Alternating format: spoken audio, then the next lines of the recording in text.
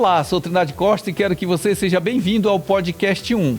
E para iniciarmos, eu conto com a presença de uma pessoa que tem uma extrema bagagem educacional. Ele é biólogo, pedagogo e licenciado em Educação Física e coordenador do Programa de Iniciação Científica do Centro Universitário da Amazônia.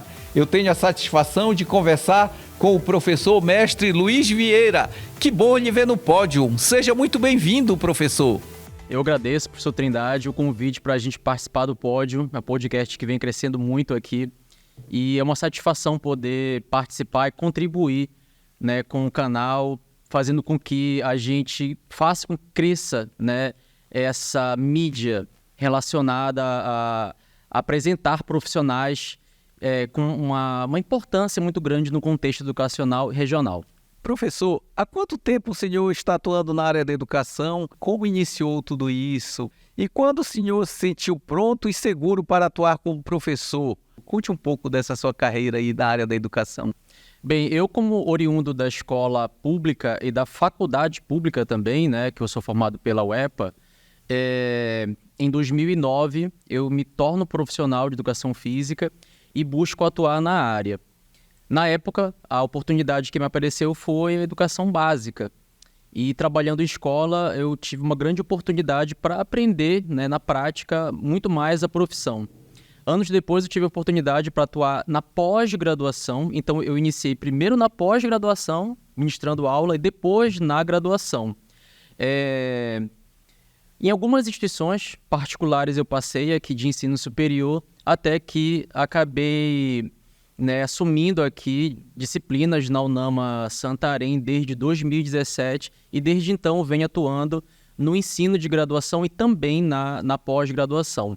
Então acredito que foi uma realização eu poder contribuir na formação de novos profissionais, tanto da educação física como de outras áreas do conhecimento, como pedagogia, nutrição, entre outras áreas, no contexto das disciplinas, das áreas que eu atuo. O senhor está na área da educação por amor ao ensino ou o senhor está na área da educação pelo salário, que é extremamente bom?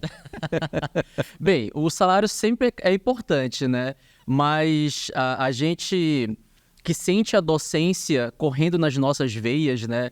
A gente sempre busca uma maior capacitação, uma qualificação, de modo a contribuir, né, no ensino, tanto no ensino de graduação como na educação básica aqui na região. Então, essa realização, né, é um resultado de um sonho de eu me tornar professor, uma vez que eu sempre via, né, como figuras importantes os meus docentes, desde a escola até na universidade. Então, querer levar também essa oportunidade de ensinar pessoas, eu acho que fez com que eu me capacitasse cada vez mais para estar, como hoje em dia estou, no ensino de graduação, promovendo a formação desses profissionais. No Centro Universitário da Amazônia, UNAMA, o senhor também é orientador de TCC. Nos trabalhos que o senhor já orientou, quais foram os temas que as pesquisas trouxeram mais relevantes, que surgiram? O senhor poderia destacar para a gente? Bem, aqui na UNAMA eu tanto sou orientador de TCC como também contribuo na coordenação de TCC aqui na instituição. E nessa coordenação a gente lida com várias pesquisas de todos os cursos da instituição, nos cursos que fazem TCC. E no contexto da educação física, que eu oriento alunos desde a primeira turma, que já se formou aqui, algumas pesquisas que eu trago com muita importância no contexto da contribuição para a área, são pesquisas que eu orientei na área de lutas.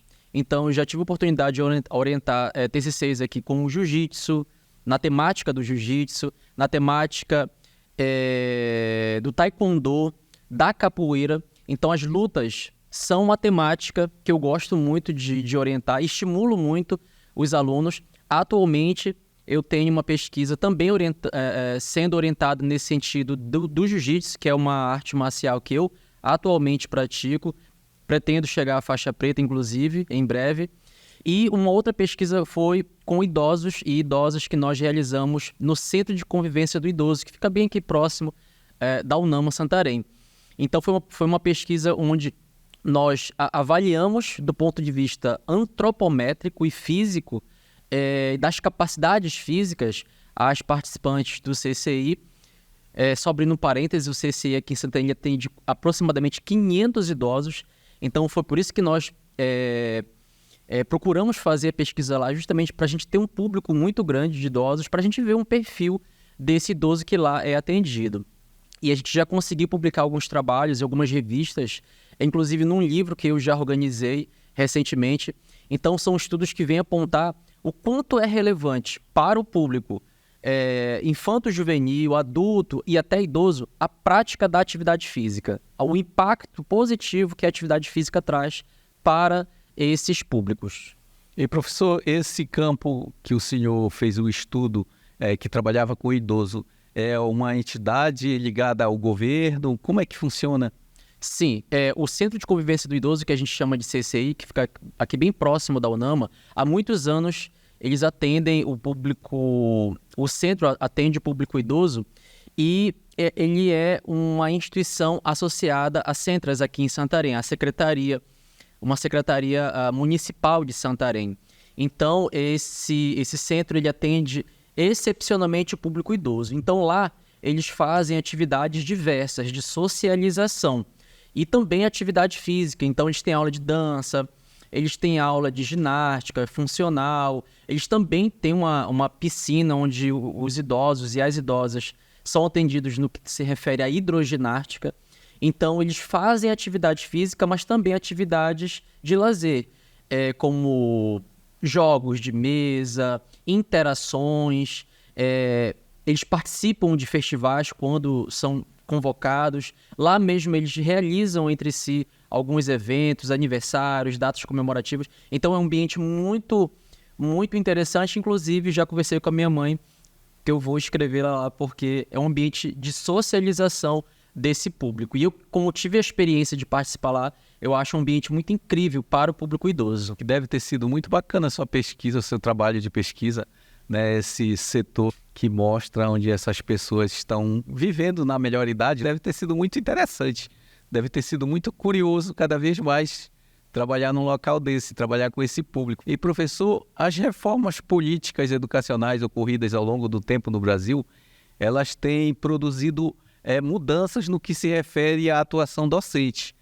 Devido a essas modificações curriculares dos cursos de formação de professores na área da educação física, para que se tenha um ensino e um aprendizado de qualidade, qual seria uma das maiores responsabilidades dos professores nesse contexto?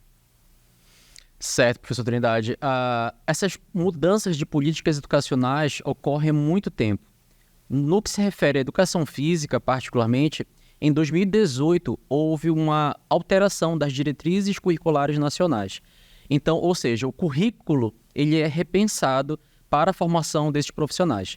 Tendo em vista que a educação física aqui no Brasil ela tem dois tipos de formações, uma é a licenciatura, que forma um profissional essencialmente para o âmbito escolar. Então, ele atua essencialmente no contexto escolar, como professor de educação física escolar. E, por um outro lado, nós temos uma outra vertente que é o bacharelado, que a UNAMA Santarém, inclusive, disponibiliza essa formação. Então, o bacharelado, o contexto de atuação ele é muito mais amplo, extremamente mais amplo, porque nós temos a oportunidade de trabalhar em academia, clube, como treinamento físico, na dança, nas lutas, na ginástica. Todo tipo de atividade física que ela é desenvolvida, que não seja educação física escolar, esse é um campo do bacharel em educação física. Então, cabe a nós, profissionais, entendermos o ponto mais importante da gente compreender é a legislação que implica na nossa intervenção.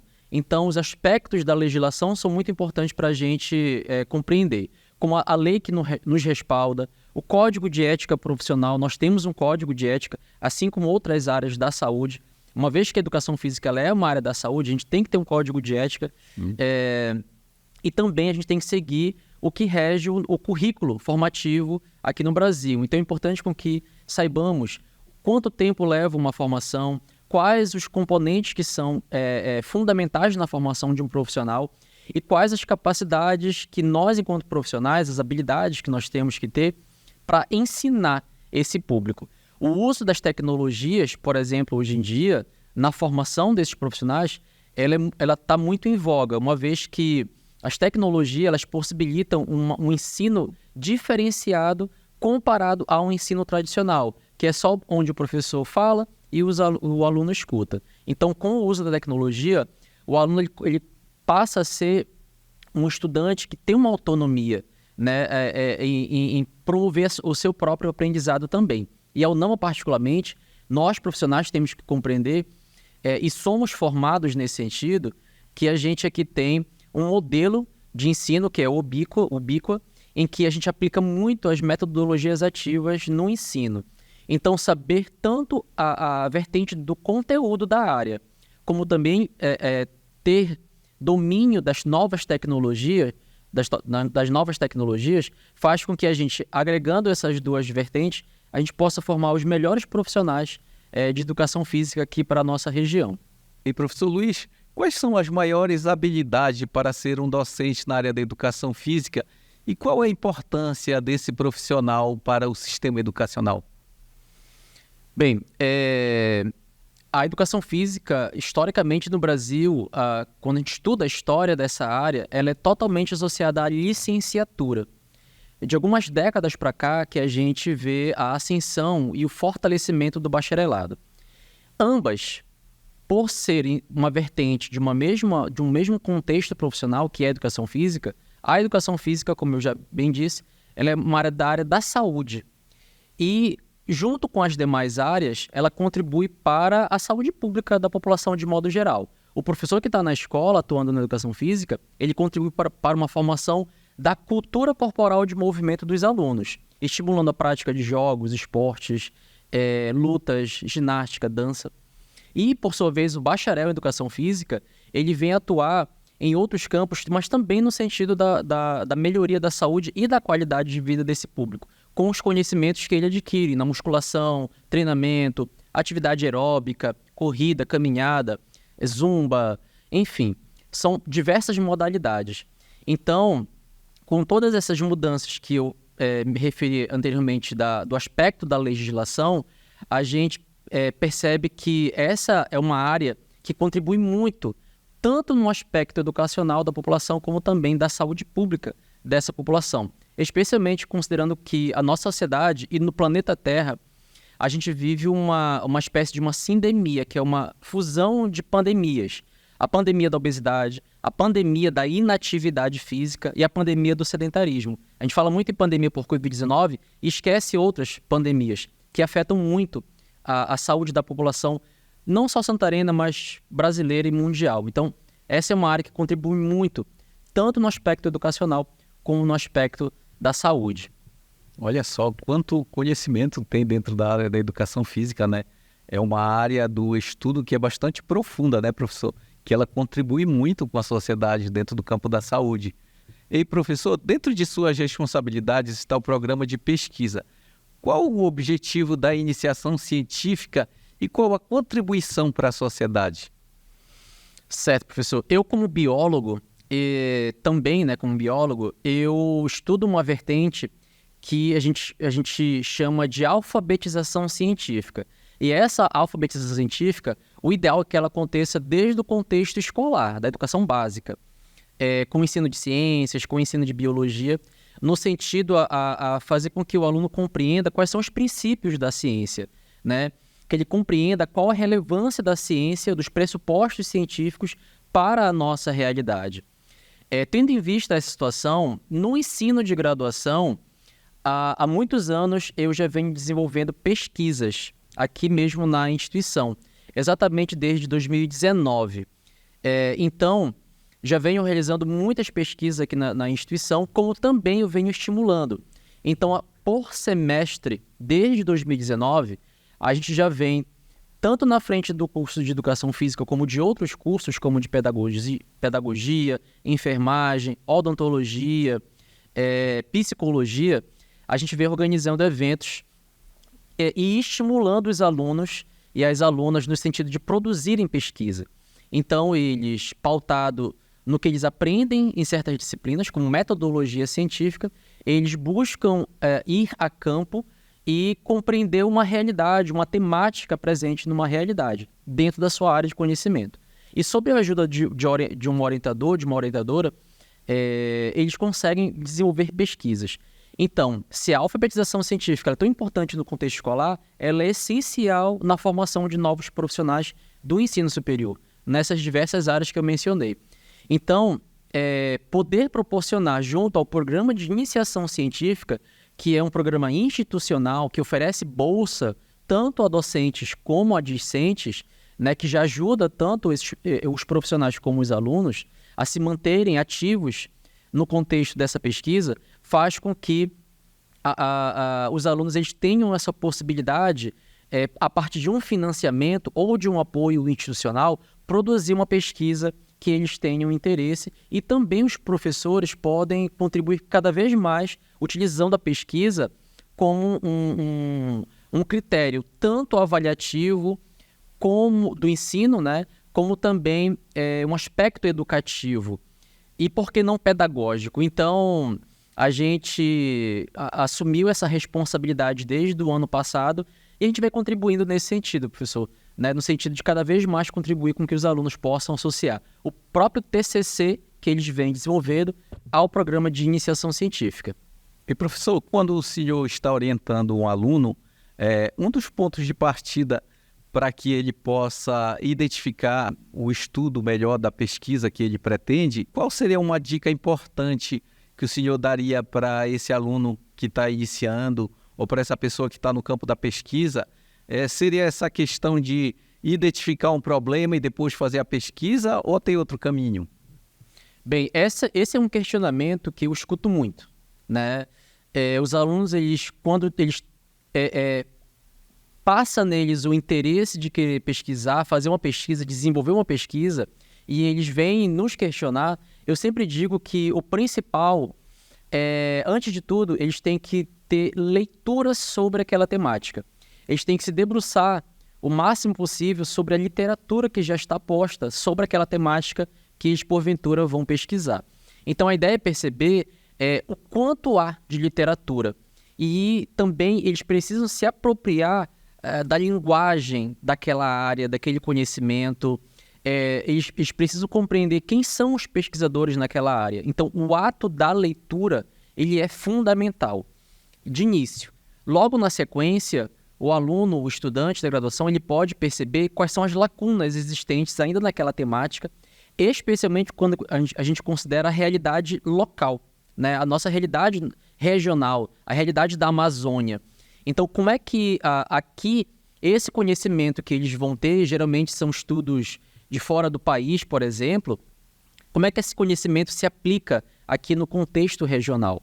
Então, a partir dessa confluência de leituras, de ideias, com apoio também do orientador, que é fundamental, em que ele pode lançar insights para os alunos começam a produzir os seus questionamentos. Então, a pesquisa em si, ela parte de uma pergunta, de uma questão, ou de uma questão problematizadora. Então, a partir dessa pergunta, que o aluno se direciona a produzir uma pesquisa dentro dos pressupostos científicos. Eu sei que o senhor já ganhou muitos prêmios durante a sua trajetória. Isso é sorte? Ou o senhor ganhou isso devido à sua responsabilidade, o compromisso que o senhor tem com a área da educação? Bem, eu venho realmente acumulando alguns prêmios, uma vez que eu transito em várias áreas, né? Na pedagogia, na educação física, na biologia. Então, cada área dessa tem um leque de possibilidades. E, geralmente, nos eventos que a gente vem realizando, como também nos eventos que a gente vem participando, a gente sempre propõe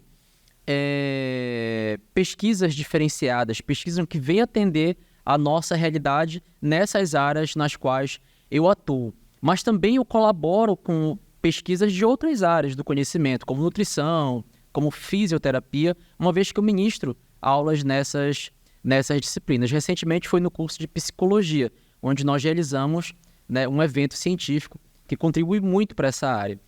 Então, essas premiações são fruto de muito trabalho no incentivo tanto de docentes daqui da instituição como dos próprios acadêmicos que a gente vem estimulando a produção da pesquisa.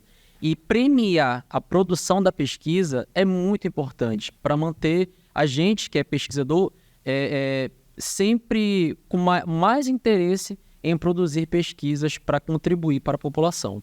E, professor, recentemente a Comissão Própria de Avaliação CPA da UNAMA lhe concedeu um certificado. O senhor foi avaliado pelos seus alunos de Educação Física como um bom professor. O senhor atribui esse reconhecimento a todo o seu empenho, a todo esse compromisso que o senhor tem dentro da área da educação? Bem, acredito que sim.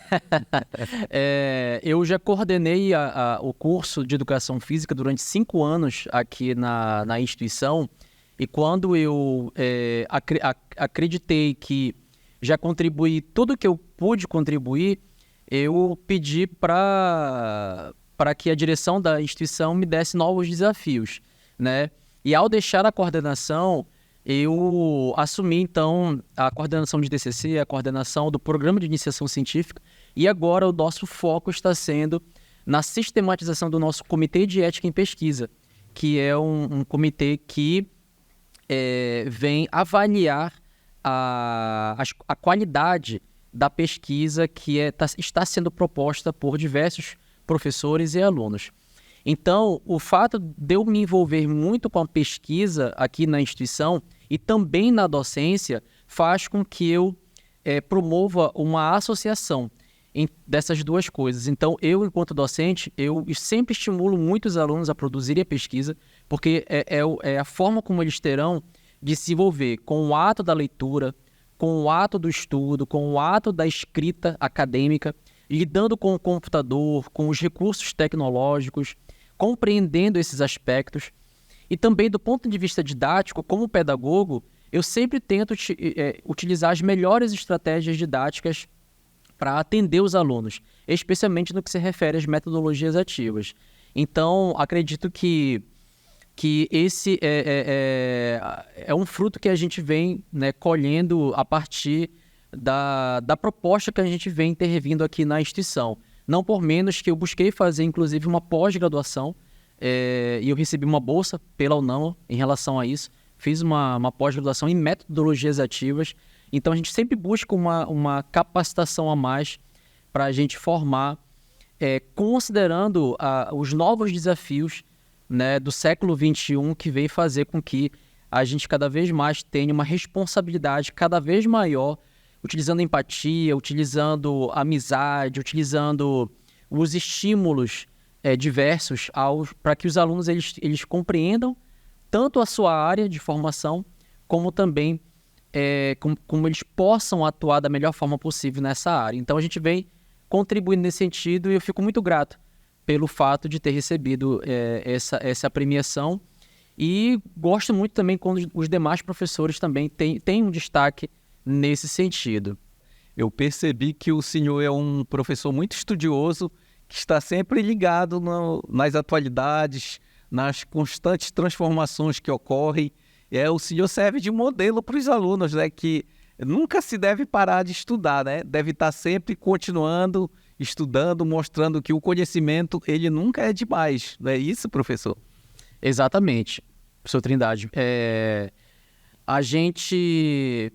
Eu que já tenho 3 graduações, várias pós-graduações, mestrado, ainda estou em busca agora de fazer o doutorado, né? Não tive condições de fazer há um tempo atrás, porque eu estava envolvido com muitos trabalhos, com coordenações, com a docência aqui mesmo na instituição. E eu também não apenas sou docente aqui, eu sou professor efetivo da educação básica em Santarém. Então, a gente tenta associar essas coisas, mas também eu nunca deixei, assim como eu estimulo os alunos ao ato da leitura, da escrita e do estudo, eu também nunca deixei de praticar esses que eu chamo dos 3 atos acadêmicos. Então, ainda hoje eu permaneço estudando muito, eu sempre tenho um momento ali do meu dia para ler um artigo ou um pedacinho de um livro. Eu tenho uma biblioteca em casa que eu guardo com muito carinho e venho aumentando-a de modo a sempre contemplar uma literatura a mais que me causa muito interesse. Então, assim como eu estudo o comportamento humano, a fisiologia humana na educação física e em outras áreas, mas também, por exemplo, na área da biologia me interessa muito o que a gente faz com os nossos resíduos sólidos, a questão ambiental, né? Então, eu acho muito importante a gente compreender um pouco das coisas, né? Então, buscar essas formações, esses conhecimentos, fez com que eu tivesse um amadurecimento profissional enquanto pessoa, né? De modo a tanto poder contribuir na formação de pessoas, como também na minha formação enquanto ser humano, né? Então, sempre eu busco esse direcionamento, seguindo os princípios educacionais, da ética. Acho que isso é muito importante. Isso é muito bom. E, professor, e para finalizarmos esse bate-papo, eu trago um pensamento de Paulo Freire que diz assim: quando a educação não é libertadora, o sonho do oprimido é ser opressor. Se a educação sozinha não transforma a sociedade, sem ela, tão pouco a sociedade muda. Professor, há algum sonho que o senhor deseja realizar para contribuir ainda mais com a educação? Exatamente. Eu pretendo fazer o doutorado, né? E quem sabe, na sequência, o pós-doutorado. E certamente eu vou propor alguma coisa, uma pesquisa, alguma temática que ela venha interferir necessariamente no processo de formação universitária. Em decorrência, inclusive, da minha pesquisa de mestrado, onde eu estudei o impacto do uso das tecnologias na formação de professores em uma instituição aqui de Santarém.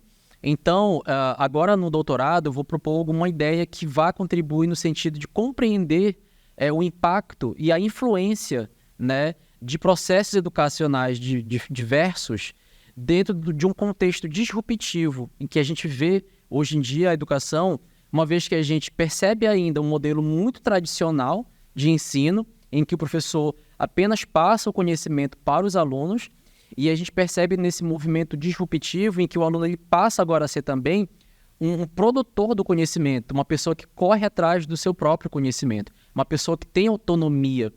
Então, visualizando essa realidade, eu vou propor uma problemática que vem estudar esse contexto. Então, eu acredito que essas pesquisas que eu certamente vou me dedicar mais para frente, eu poderia contribuir cada vez mais no processo de formação de profissionais do ensino de graduação. Se possível, na área da saúde, melhor ainda, porque é uma área que eu gosto muito. A formação de profissionais do ensino superior da área da saúde. É um interesse que eu tenho em aprofundar nessa temática. Que legal que o senhor pensa assim, continue com seus bons pensamentos. Foi uma satisfação muito grande contar com a sua presença aqui no Podcast 1. Esse foi o professor Luiz Vieira no Pódio 1.